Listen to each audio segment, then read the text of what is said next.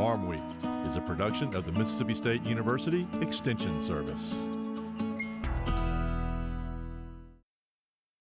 Today on Farmweek, it appears the dairy title and not food stamps is the roadblock keeping the farm bill from being finished.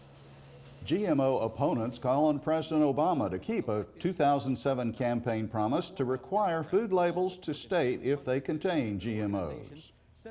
In southern gardening, bumblebees. They look threatening, but they're actually a great asset to your landscape. In the markets this week, a new report confirms less beef in cold storage as cattle futures continue to soar.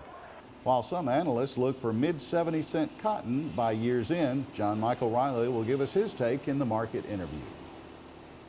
In the feature segment, agricultural drones. Farmers could be some of the first to benefit from its ability to look down on their fields. Can fly, but not above 400 feet. Today, we're still putting the pieces of that puzzle together so they fit right. I think in the future it'll be more of a seamline process. You'll buy a drone especially designed for ag. It'll come in a box. It'll be all ready to go. I think that's the stuff we'll see, and it's tremendously exciting.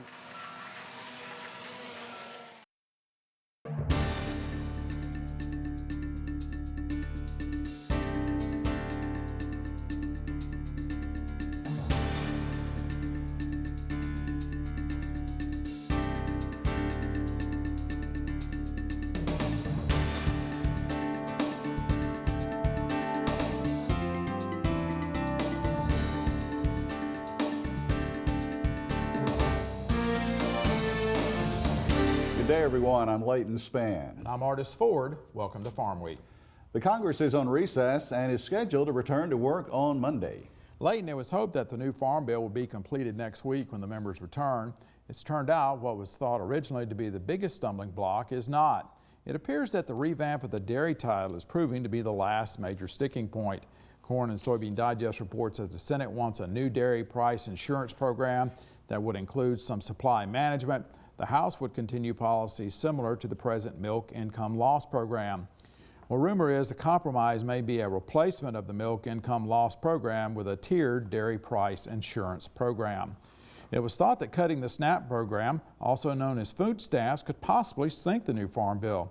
But a compromise would cut $9 billion from SNAP funding over 10 years. The Senate originally posed $4 billion, the House $39 billion.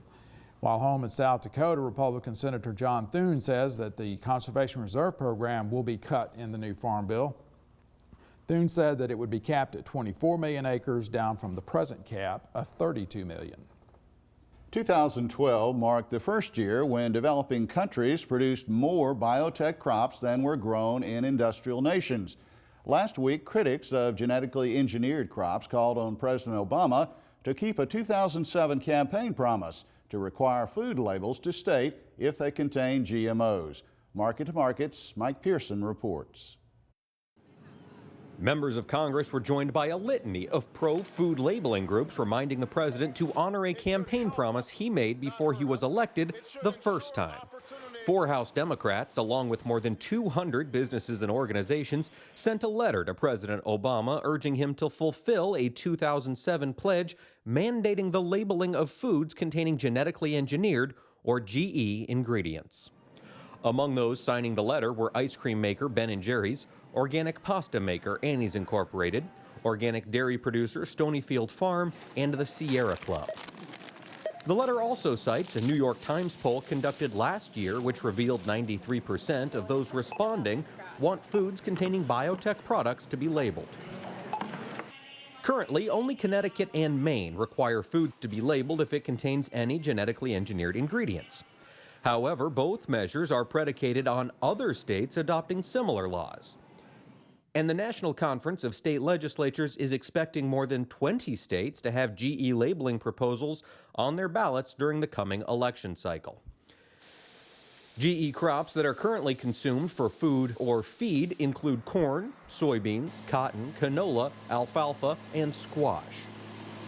According to the Center for Food Safety, a nonprofit public interest and environmental advocacy organization, over 70% of the processed foods on grocery store shelves in the United States contain GE ingredients. And the USDA estimates 85% of the corn, 93% of the soybeans, and 82% of the cotton planted in 2013 was genetically modified. On the other side of the debate, the Grocery Manufacturers Association, or GMA, is pushing in the opposite direction. The GMA, which represents more than 300 food companies, revealed last year that PepsiCo, Nestle USA, and Coca-Cola were part of its group that spent more than $7 million to stop a labeling initiative in Washington state last fall. All in all, $17.2 million were raised by various associations to defeat the proposal. And according to the news agency Reuters, the Grocery Manufacturers Association is preparing to petition Congress to enact a law to crush state-by-state efforts that mandate labeling of foods containing genetically engineered ingredients. Do you think you're the only hard worker taking care of your landscape? In this week's Southern Gardening segment, Extension horticulturist Dr. Gary Bachman tells us the bumblebee is laboring alongside you.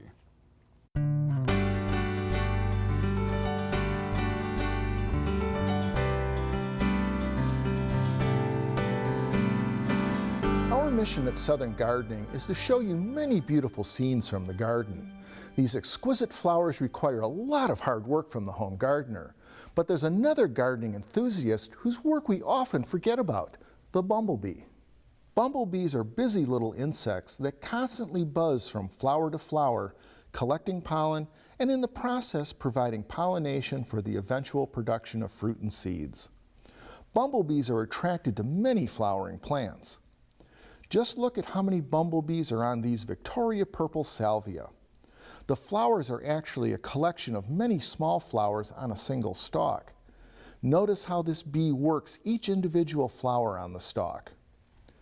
Another flower that attracts lots of bumblebees are coneflowers. The bumblebees constantly investigate the entire cone before moving to the next flower. Look at this particular bumblebee, which appears to be packing massive saddlebags of pollen on each of his back legs. Perhaps my favorite is this busy bumblebee working amongst Mexican petunias. Notice that he almost disappears deep into each flower searching for pollen. After coming out, he grooms himself before continuing his pollen quest. Bumblebees not only search for pollen, but also for sugars. In the fall, these bumblebees are attracted to ripe muscadines. The sugar in the fruit provides energy in preparation for winter and often results in a feeding frenzy. To many gardeners, bumblebees seem aggressive and may sting, but actually they're quite passive. Generally speaking, if you leave them alone, they'll leave you alone. Rest assured, they're an important and necessary part of all of our gardens. I'm Gary Bachman for Southern Gardening. Bumblebee.org says that a bumblebee can fly about 40 minutes on a full stomach. It takes approximately 60 flowers to fill up a bumblebee, but it may have to visit 100 to find enough nectar. In the feature segment today, agricultural drones in the United States. The advancement of precision agriculture makes it a certainty these will eventually be another tool in the grower's crop management kit. Time now for the markets with Leighton, and you say cattle futures continue to trade higher still? Higher still. Supplies are tight. We'll have more on that in a moment. And the beef sector does indeed continue to be in the spotlight as we head into the last week of the month. Also ahead in our market segment, the recent expansion of chicken supplies will likely slow down. Soybean prices may dip by the fall of 2014, while China is expected to import less cotton this year. We begin with Mississippi's #1 ag commodity, chicken. A leading investment bank says the recent expansion in U.S. chicken supply is poised to slow, which will bolster prices as well as cutout margins. BMO Capital Markets analyst Kenneth Zaslow thinks broiler production may continue to increase for the foreseeable future, but he says supply expansion will likely slow from what it was in the fourth quarter of 2013. He predicts that a smaller breeding flock will slow production growth to 2 to 3% in the first half of this year. As we record this program Thursday morning, cattle futures were up another 55 cents in the front month. Wednesday's cold storage report confirmed that beef supplies continue to be tight, and Friday afternoon's on-feed numbers are expected to show over 6% fewer cattle in the nation's feedlots than that were there a year ago. Analyst Alan Brugler says there's just not enough fat cattle to go around right now. and meat packers are very short bought. It's kind of a perfect world, if you will, if you're bullish, and that is production's down. USDA was suggesting that the first quarter, January, February, March, would be the smallest beef production since 2005. Cattle on Feed report confirms that we're down about 5.5% on cattle. And while we had been picking tonnage up by feeding them to heavier weights, the packers are now so anxious to get these reduced number of cattle that they're buying them what we call green, just barely ready to market, and that tonnage is starting to come down. The average carcass weight is starting to come down. So bottom line is there's just not enough beef to go around. The wholesale prices shot up to all-time record highs for choice and select, and we're also seeing pickup in retail prices now. Our trivia quiz this week concerns horses, and here's the question. What city in the United States promotes itself as Horsetown, USA? Is the answer Lexington, Kentucky, Fort Worth, Texas, Norco, California, or Carson City, Nevada? I'll tell you at the end of the markets. We're going to pause for a short break on Farm Week. Coming up, we'll look at the calendar and the rest of the markets. Leighton Span reports soybean prices are expected to drop this fall, and growers need to reconsider their soybean and corn acreage ratios. In the feature segment today, agricultural drones. It's not a question of if they will fly over your land, it's when they will do it.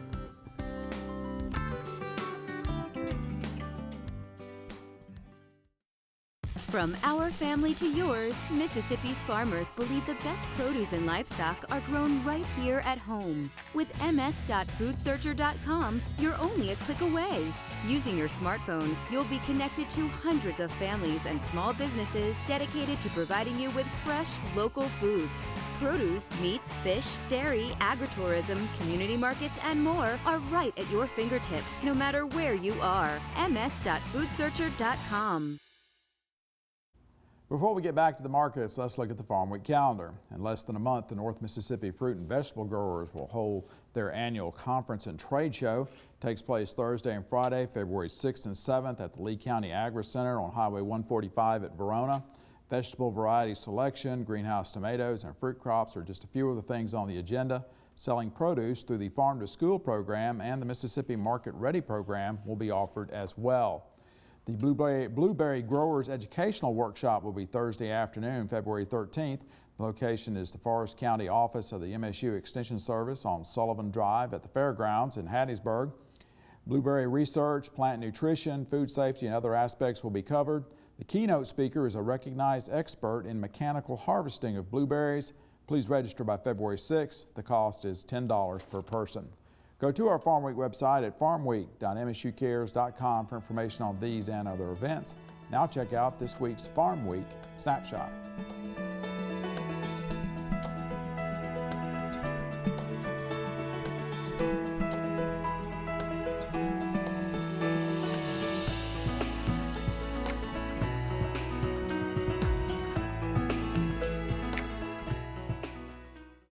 Since our last program, the March soybean contract broke through the $13 barrier and then slipped back some.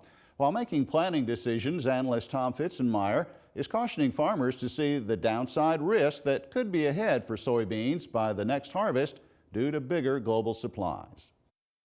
If we have the acreage increase that everybody is anticipating, we have this big South American crop. You know, they're estimating the Brazilian crop at 90, and some even think it could be 95 million metric ton. That's a lot of competition, and eventually that's going to weigh on, especially on that new crop month.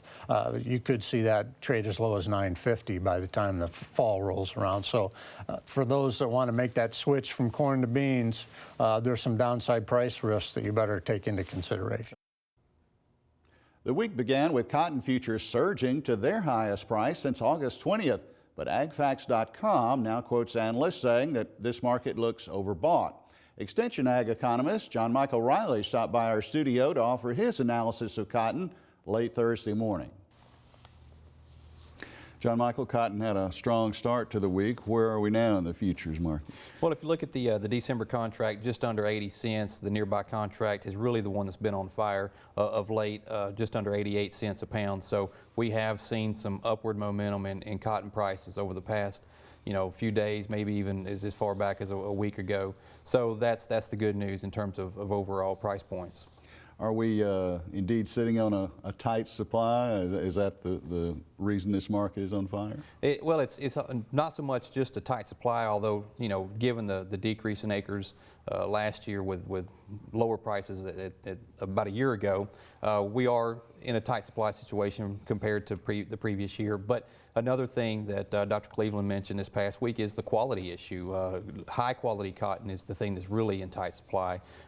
So that's probably a lot of the reason that we are seeing these higher prices. The demand for higher quality cotton appears to be pretty strong. You think about cotton that we're going to use here in the United States, an economy that is improving and demand is probably at its greatest. We want the higher quality cotton, and so that's what the mills are in search for. Well, it's no secret China has a lot of stockpiles of cotton, but I've also understood that some of that, due to its age or whatever, that again, what you're talking about, the quality of that cotton may not be attractive to a lot of folks. They have been building their inventories. Roughly 60% of the total cotton inventories in the world sit in China, and you're right, a lot of that has been sitting there for a while. Deterioration potentially taking place, but they are the ones that are holding on to the bulk of the total cotton stocks. Now, some of the industry want to say we're going to have an increase maybe in cotton acreage, in the Delta and elsewhere this year. Is that likely? How is that going to play in the market? It's very potential. The estimates from earlier this month came in on average at 11 million acres, which would put us somewhere between where we were at last year, right around 10.5 million acres, and then the previous year just under 13 million. So that's the analyst expectations. I think if we continue to see prices trend higher, as corn and soybeans have been suppressed over the past few months, we could potentially see cotton buying some of those acres back. Before our new feature story, let's check the trivia answer for this week. The correct choice is C. Norco, California has few sidewalks but lots of horse trails.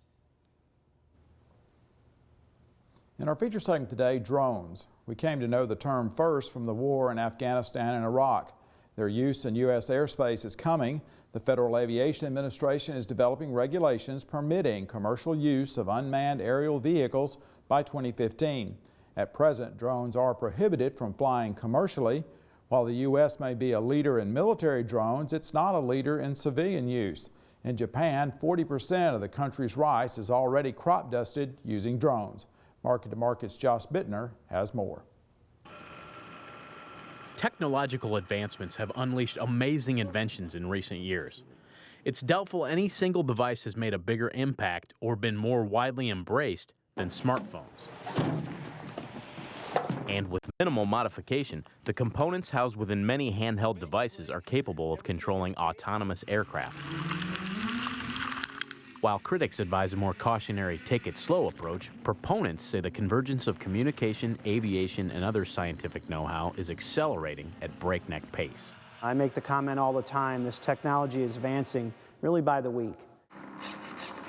With increased affordability and convenience, several industries, including law enforcement, disaster assessment, and even commercial delivery, are anticipating game-changing advantages via aerial drone technology. And while the term drones may conjure up controversial images of war machines performing strikes with surgical precision overseas, their domestic application also is subject to intense scrutiny. When you fly this piece of equipment and you make a mistake or do something not responsible, there's going to be consequences. Farming may be better suited than most industries to realize immediate beneficial results from an eye in the sky. While most crop scouting still is conducted on the ground, an elevated perspective offers a significant increase in agricultural data. This is not a toy.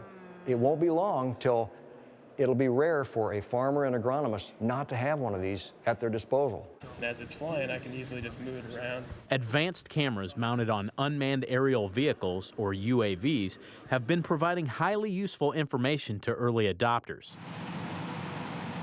Producers embracing precision agriculture, who already rely on GPS to guide tractors and apply chemicals, are rapidly adopting drones of various pedigrees.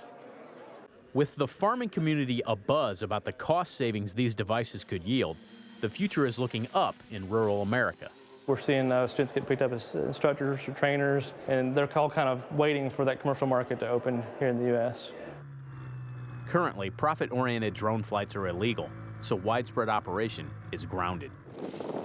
But some research institutions have been granted limited waivers as they seek incorporation of UAV programs into their curriculums. The Federal Aviation Administration is engaged in the arduous task of drafting a comprehensive set of rules that would integrate these flying gadgets into the national airspace by 2015. If we look up in the sky right now, we can see there's a private pilot out here. In the interim, universities and hobbyists can fly, but not above 400 feet. And these discretionary flights generally take place over private property with a landowner's permission. Safety and privacy concerns are paramount to when the government formulates how to issue permits for commercial operation. Legislation primarily aimed at minimizing police overreach has been introduced in a number of states. And while organizations like the American Liberties Union claim that the use of drones within U.S. airspace could lead to a surveillance state, some industry experts don't see an outlet for such data. Is it possible to have 24-hour surveillance over somebody and invade their privacy? Yes. But it costs millions and billions of dollars, and there's not a market for that in the commercial world. According to a March 2013 report, the Association for Unmanned Vehicle Systems International claims that drones will add over 100,000 jobs and $82 billion to the U.S. economy by 2025. With 6 federal drone test sites recently selected, Flyover Country offers the luxury of wide-open spaces to take UAV implementation to the next level. The United States is not a leader in this technology right now, but we soon will be if the FAA removes some of the stumbling blocks. Drones of various shapes and sizes were on display this fall as Kansas State University hosted a conference on unmanned aerial systems. Entrepreneurs and experts from across the nation descended on the Little Apple. Home of a proud tradition in aviation, K-State and its affiliate institutions provided an opportunity for investors and enthusiasts alike to discuss the range of challenges and opportunities for the emerging industry. So it's a win-win scenario. With abundant enthusiasm for agricultural use, some agronomists claim drones could also be a plus for the environment. We can improve our ability to reduce the amount of runoff that go into our lakes from our agriculture, and we can improve the ability of getting nitrogen or nutrients in the places that's needed to increase the yield. So we'll increase the amount of production we produce on the same amount of land, even if we don't increase the amount of land we're planting on. Savvy producers have already employed key pieces of new technology to their advantage. Town Line Farms is able to make timely, cost-saving water management decisions by probing soil moisture levels of its irrigated ground in central Illinois. Adding Normalized Difference Vegetation Index, or NDVI imagery, has provided an improved, nearly on-demand glimpse into plant health at any time of the growing season. We were actually hiring an airplane to fly, and they would get us one shot, and it would be right before tasseling, which in this area is mid-July to early July. And we had one chance at it to get one shot a year. The airplane that flew and took this image, without question, was I would say at least $100,000 airplane that cost several $100s an hour to fly.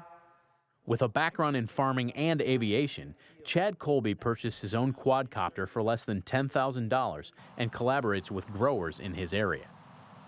Colby is the Integrated Solutions Manager at Cross Implement in Minear, Illinois. The John Deere dealership's progressive clients eventually hope to use intelligence captured by UAVs to pinpoint underperforming areas on their farms. I could fly the drone to that spot, take a photo of it, and from the headlands of the field, the grower could look at that data and then decide on an action. Do I have a hybrid problem? Do I have a weed issue? Do I have an insect infestation? Do I have a water problem? Hundreds of issues. And this is a huge tool for a grower. Huge, huge tool for a grower. Spectral imaging lets you see the wavelengths that you don't normally see. By shining a spotlight on specific challenges instead of casting a wide net, Decisions from when to plant to cutting back on costly chemicals and additives can save farmers time and money.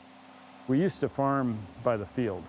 As we go forward, we've farmed by the acre. Now we're going to probably farm by 10 square meters. So that'll be kind of our size of our field. And we'll just have hundreds of thousands of little fields attached to one another that as the equipment goes through, it'll adjust based on that microenvironment. And as optical technology continues to march forward, the amount of data a farmer will be able to reap from a drone could increase exponentially.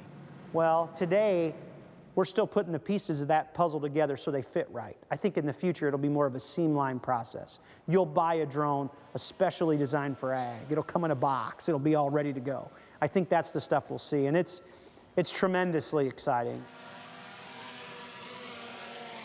For Market to Market, I'm Josh Bittner.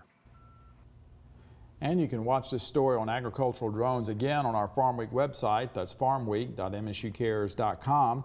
You can also watch Farmweek stories on our Farmweek USA Facebook page and YouTube. We'll have a link to the Market to Market website where you can see the original story as well as read the script. We're also available at twitter.com/Farmweek. And Layton, they're coming just like smartphones. They're coming. Be interesting to see what 2015 brings. We're at the end of Farm Week for this week. On our next show, high tunnels. These greenhouse-like structures can help farmers to start growing earlier in the spring and to grow later in the fall, at times of traditionally higher prices. We'll also stop by a special needs 4-H livestock show held recently in Quitman, Mississippi. The show has served as a model for others across the nation. And in southern gardening, red winter berries. For the rest of the Farm Week crew, I'm Artis Ford. And I'm Layton Spann. Thanks for watching. We'll see you next week.